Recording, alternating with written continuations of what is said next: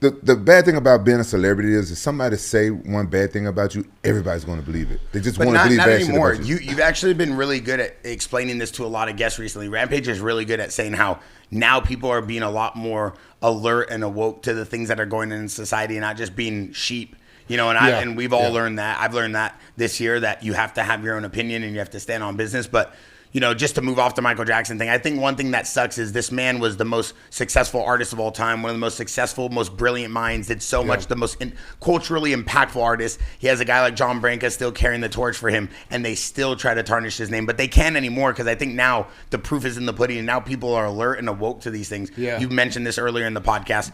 That leads me to my next thing.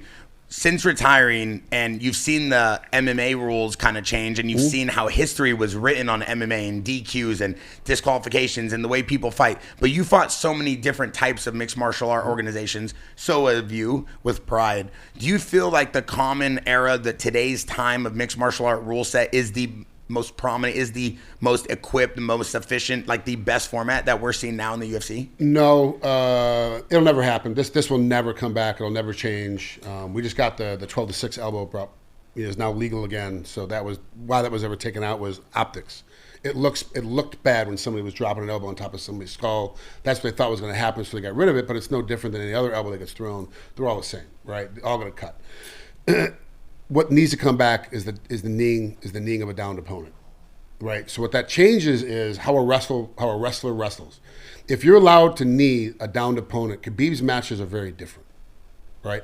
All the Dagestani matches are very different because I'm catching a knee on the way in. Even if you can't defend a takedown, you know you're gonna get taken down. You'll blindly throw a knee, hoping you hit him in the sternum. You're blindly gonna throw something, hoping you catch him on the way in. If they brought that back, that particular move back in, it will change how MMA is being fought. It changes everything because now all of a sudden you're inside. I can't get by you. We got really good guard, and I can knee in the head. I'm still able to catch you. And to be honest, in those positions, if you take 2 solid knees to the head as a referee, this fight's over. We're done.